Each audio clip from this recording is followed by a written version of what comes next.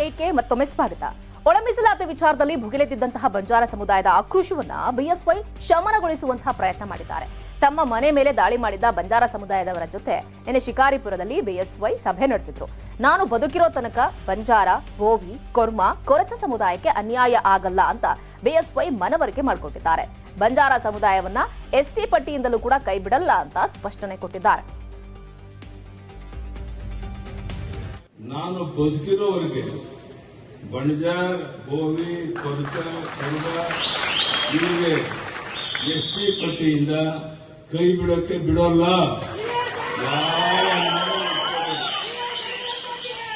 ಈಗಾಗಲೇ ಕೇಂದ್ರ ಗೃಹ ಸಚಿವ ಅಮಿತ್ ಶಾ ಜಿ ಜೊತೆಗೆ ನಾನು ಮಾತಾಡಿದ್ದೇನೆ. ಈ ರೀತಿ ಉದ್ದೇಶಪೂರ್ವಕವಾಗಿ ಗೊಂದಲವನ್ನು ಉಂಟು ಮಾಡುತ್ತಿದ್ದಾರೆ ಕರ್ನಾಟಕದಲ್ಲಿ. ಇದು ಕೇವಲ ಶಿಕಾರಿಪುರ ತಾಲೂಕಲ್ಲ, ಇಡೀ ರಾಜ್ಯದ ಜ್ವಲಂತ ಸಮಸ್ಯೆ. ಆದ್ದರಿಂದ ಈ ಸಮಾಜವನ್ನು ಯಾವುದೇ ಕಾರಣಕ್ಕೆ ಎಸ್ಟಿ ಸಮಾಜದಿಂದ ಬಿಡಬಾರದು ಅಂತ ಹೇಳಿದ್ದಾರೆ. ಅದಕ್ಕೆ ಅವರು ಒಪ್ಪಿಕೊಂಡಿದ್ದಾರೆ. ಯಾವುದೇ ಸಮಸ್ಯೆ ಇಲ್ಲ. ನಾನು ಭಟ್ಕಳ ಶಾಸಕ ಸುನಿಲ್ ನಾಯಕ್ ವಿರುದ್ಧ ಇದೀಗ ಮತ್ತೊಂದು ಆರೋಪ ಕೇಳಿಬಂದಿದೆ. ಗ್ರಾಮದ ಅಭಿವೃದ್ಧಿಗೆ ತಂದಂತಹ ಅನುದಾನವನ್ನ ಸ್ವಂತ ಮನೆಯ ಅಭಿವೃದ್ಧಿಗೆ ಅವರು ಬಳಕೆ ಮಾಡಿಕೊಂಡಿದ್ದಾರೆ ಅನ್ನೋ ಗಂಭೀರ ಆರೋಪ ಕೇಳಿಬರ್ತಾ ಇದೆ. ಸರ್ಕಾರದ ಅನುದಾನದಲ್ಲಿ ಸುನಿಲ್ ನಾಯಕ್ ಅವರು ಸ್ವಂತ ಫಾರ್ಮ್ ಹೌಸ್ಗೆ ರೋಡನ್ನ ಮಾಡಿಕೊಂಡಿದ್ದಾರೆ ಅನ್ನೋ ಗಂಭೀರ ಆರೋಪವನ್ನು ಎದುರಿಸ್ತಾ ಇದ್ದಾರೆ. ಸರ್ಕಾರಿ ಹಣವನ್ನ ತಮ್ಮ ವೈಯಕ್ತಿಕ ಉಪಯೋಗಕ್ಕೆ ಅವರು ಬಳಸಿಕೊಂಡಿದ್ದಾರೆ ಅಂತ ಹೇಳಿ ಸ್ಥಳೀಯರು ಆಕ್ರೋಶವನ್ನ ವ್ಯಕ್ತಪಡಿಸಿದ್ದಾರೆ. ಅವರ ಫಾರ್ಮ್ ಹೌಸ್ಗೆ ದಾರಿಯನ್ನ ಮಾಡಿಕೊಂಡಿದ್ದಾರೆ ಅಂತ ಹೇಳಿ ಈ ಬಗ್ಗೆ ಲೋಕಾಯುಕ್ತಕ್ಕೂ ಕೂಡ ಸಾಮಾಜಿಕ ಕಾರ್ಯಕರ್ತರ ವೇದಿಕೆ ಕಡೆಯಿಂದ ದೂರು ಕೂಡ ದಾಖಲಾಗಿದೆ. ಅಂತೇಳಿ ಸರ್ಕಾರದಿಂದ ಅನುದಾನವನ್ನು ಬಿಡುಗಡೆ ಮಾಡ್ತಾರೆ ಸುನಿಲ್ ನಾಯ್ಕ್ ಅವರು. ಆ ಬಿಡುಗಡೆ ಮಾಡಿದಂಥ ಅನುದಾನವನ್ನು ಇವ್ರು ಏನು ಮಾಡ್ತಾರೆ ಅಂತ ಹೇಳಿದ್ರೆ ತಮ್ಮ ಖಾಸಗಿ ಫಾರ್ಮ್ ಹೌಸಿಗೆ ಹಾಕೊಳ್ತಾರೆ. ಈಗ ಇಲ್ಲಿ ಫಾರ್ಮ್ ಹೌಸು ಸುನಿಲ್ ನಾಯ್ಕ್ ಅವ್ರದ್ದು. ಸುನಿಲ್ ನಾಯ್ಕ್ ಅವರು ಖಾಸಗಿ ಅದೇನಂತ ಹೇಳಿದ್ರೆ ಅವ್ರು ಮಾತ್ರ, ಅಂದರೆ ಅಲ್ಲೇನು ಸ್ಥಳೀಯವಾಗಿ ಯಾರು ಆ ಫಾರ್ಮ್ ಹೌಸಿಗೆ ತಿರುಗಾಡೋದಾಗಲಿ ಅಥವಾ ಜನಸಂಪರ್ಕ ಅಲ್ಲಿ ಆ ಕಡೆ ಓಡಾಡೋದಾಗಲಿ ಏನೂ ಇಲ್ಲ. ಕೇವಲ ಅವ್ರದ್ದೊಂದು ಖಾಸಗಿ ಫಾರ್ಮ್ ಹೌಸಿಗೋಸ್ಕರ ಇವರು 40 ಲಕ್ಷ ರೂಪಾಯಿಯನ್ನು ಇವರು ತನ್ನ ವೈಯಕ್ತಿಕ ಫಾರ್ಮ್ ಹೌಸಿಗೆ ಹಾಕೊಳ್ತಾರೆ. ಇವರು ಇಲ್ಲಿ ಏನಾಗಿದೆ, ಸರ್ಕಾರದ ಹಣವನ್ನು ದುರುಪಯೋಗ ಗ್ರಾಮ ಪಂಚಾಯತಿಯಲ್ಲಿ ಆಗಬೇಕಾದಂಥ ಕಾಮಗಾರಿಯನ್ನು ಇವರು ತನ್ನ ಫಾರ್ಮ್ ಹೌಸಿಗೆ, ಸುನಿಲ್ ನಾಯ್ಕರು ತನ್ನ ಫಾರ್ಮ್ ಹೌಸಿಗೆ ಮಾಡ್ಕೊಂಡಿದ್ದಾರೆ. ಇದು ಒಂದು ಹಗಲ ದರೋಡಿ ಅಂತ ಹೇಳ್ತೇನೆ. ಆದರೆ ಇವರು ಆಗಬೇಕಾದಂಥ ಕಾಮಗಾರಿ ಜಾಗಗಳನ್ನು ಬೇರೆ ಅಲ್ಲಿ ಗ್ರಾಮ ಪಂಚಾಯತಿ ವ್ಯಾಪ್ತಿಯಲ್ಲಿಯೂ ಅಥವಾ ಪಟ್ಟಣ ಪಂಚಾಯತ್ ಜಾಗದಲ್ಲಿ ಇತ್ತು. ಚನ್ನಗಿರಿಯಲ್ಲಿ ಮಾಡಾಳ್ ವಿರೂಪಾಕ್ಷಪ್ಪ ಪುತ್ರ ಮಾಡಾಳ್ ಮಲ್ಲಿಕಾರ್ಜುನ್ ಕಾರ್ಯಕರ್ತರ ಸಭೆಯನ್ನು ನಡೆಸಿದ್ದಾರೆ. ಬಿಜೆಪಿ ಕಚೇರಿಯಲ್ಲಿ ಮಾತನಾಡಿರುವಂತಹ ಮಲ್ಲಿಕಾರ್ಜುನ್ ಈ ಬಾರಿ ತನಗೆ ಟಿಕೆಟ್ ಸಿಗುವಂತಹ ಭರವಸೆ ಇದೆ ಅಂತ ಹೇಳಿದ್ದಾರೆ. ಅಲ್ಲದೆ ರಾಜ್ಯ ನಾಯಕರು ಕ್ಷೇತ್ರದಲ್ಲಿ ಓಡಾಡಿಕೊಳ್ಳುವಂತೆ ಸೂಚನೆ ಕೂಡ ಕೊಟ್ಟಿದ್ದಾರೆ ಅಂತ ಹೇಳಿದ್ದಾರೆ.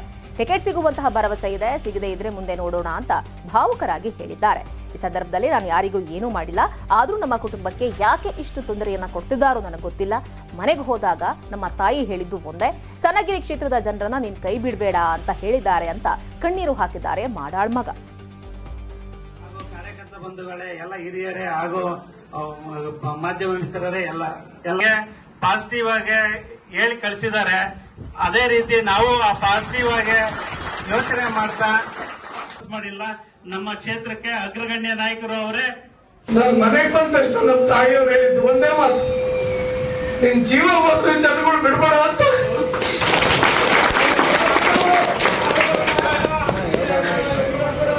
ಮುಂದೆ ಇನ್ಯಾವ ತೊಂದರೆ ಕೊಡ್ತಾರೋ ಗೊತ್ತಿಲ್ಲ. ಇವತ್ತು ನಾವೇನ್ ಮಾಡಿದೀವಿ ಅಂತ ನಮ್ಮ ಕುಟುಂಬಕ್ಕೆ ಇಷ್ಟೊಂದು ತೊಂದರೆ ಕೊಡ್ತಾ ಇದಾರೆ ನನಗೆ ಅರ್ಥ ಆಗ್ತಾ ಇಲ್ಲ. ಇದನ್ನ ಪಕ್ಷ ರಕ್ಷಣೆ ಮಾಡ್ತದೆ ಅಂತ ನಾನಾದ್ರೂ ಅನ್ಕೊಂಡಿದ್ದೀನಿ. ಮುಂದಿನ ದಿನಗಳಲ್ಲಿ ಏನೇ ಆದ್ರೂ ನಾವು ಇಲ್ಲೇ ಹುಟ್ಟಿ, ನಾನು ಮೊದಲಿಂದ ಹೇಳ್ತಾ ಇದ್ದೆ, ಇಲ್ಲೇ ಹುಟ್ಟಿ ಇಲ್ಲೇ ಸಾಯೋದು ಅಂತ. ಯಾರು ಕೋಲಾರದಲ್ಲಿ ಕಾಂಗ್ರೆಸ್ ಹಾಗೆ ಜೆಡಿಎಸ್ ಕಾರ್ಯಕರ್ತರ ಫೈಟ್ ಸಿಕ್ಕಾಪಟ್ಟೆ ಜೋರಾಗಿದೆ. ಮುಳಬಾಗಿಲು ಕಾಂಗ್ರೆಸ್ನ ನಗರಾಧ್ಯಕ್ಷ ಅಮಾನುಲ್ಲಾ ಮೇಲೆ ಜೆಡಿಎಸ್ ಮುಖಂಡ ಜಹೀರ್ ಖಾನ್ ಹಲ್ಲೆಗೆ ಯತ್ನ ನಡೆಸಿದ್ದಾರೆ ಅನ್ನೋ ಆರೋಪ ಕೇಳಿಬರ್ತಾ ಇದೆ. ಆರೋಪಿ ಜಹೀರ್ ಖಾನ್ ಅನ್ನ ಬಂಧಿಸಬೇಕು ಅಂತ ಹೇಳಿ ಒತ್ತಾಯಿಸಿ ಮುಳಬಾಗಿಲು ಪೊಲೀಸ್ ಠಾಣೆ ಎದುರು ನೂರಾರು ಕಾಂಗ್ರೆಸ್ನ ಕಾರ್ಯಕರ್ತರು ಪ್ರತಿಭಟನೆ ನಡೆಸಿದ್ದಾರೆ. ಪೊಲೀಸರು ಎಫ್ಐಆರ್ ಅನ್ನ ದಾಖಲಿಸಿ ಕಾನೂನು ರೀತಿಯ ಕ್ರಮ ಕೈಗೊಳ್ಳುವುದಾಗಿ ಭರವಸೆ ಕೊಟ್ಟಿದ್ದಾರೆ.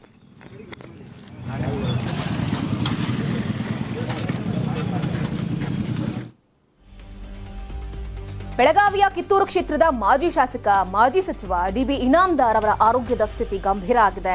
ನ್ಯೂಮೋನಿಯಾ ಹಾಗೆ ಲಂಗ್ಸ್ ಇನ್ಫೆಕ್ಷನ್ನಿಂದ ಸೊ DB ಇನಾಮ್ದಾರ್ ಅವರು ಬಳಲ್ತಿದ್ದಾರೆ. ಬೆಂಗಳೂರಿನ ಮಣಿಪಾಲ್ ಆಸ್ಪತ್ರೆಯಲ್ಲಿ ಕಳೆದ 27 ದಿನಗಳಿಂದ ಅವರಿಗೆ ಚಿಕಿತ್ಸೆಯನ್ನು ಕೂಡ ಕೊಡಿಸಲಾಗ್ತಾ ಇದೆ. ಕಿತ್ತೂರು ಕ್ಷೇತ್ರದ ಹಲವು ಮುಖಂಡರು ಮಣಿಪಾಲ್ ಆಸ್ಪತ್ರೆಗೆ ಭೇಟಿ ಕೊಟ್ಟು ಇನಾಮ್ದಾರ್ ಅವರ ಆರೋಗ್ಯವನ್ನು ಕೂಡ ವಿಚಾರಿಸುತ್ತಿದ್ದಾರೆ. ಅನಾರೋಗ್ಯಕ್ಕೀಡಾಗಿದ್ರು ಕೂಡ ಇನಾಮ್ದಾರ್ ಅವರು ಕಿತ್ತೂರು ಕಾಂಗ್ರೆಸ್ ಟಿಕೆಟ್ನ ಆಕಾಂಕ್ಷಿಯಾಗಿದ್ದಾರೆ. ಅಲ್ಲದೆ ಇನಾಮ್ದಾರ್ ಮಗ ಹಾಗೂ ಅಳಿಯನ ನಡುವೆ ಕಾಂಗ್ರೆಸ್ ಟಿಕೆಟ್ಗೆ ಪೈಪೋಟಿ ನಡೀತಾ ಇದೆ.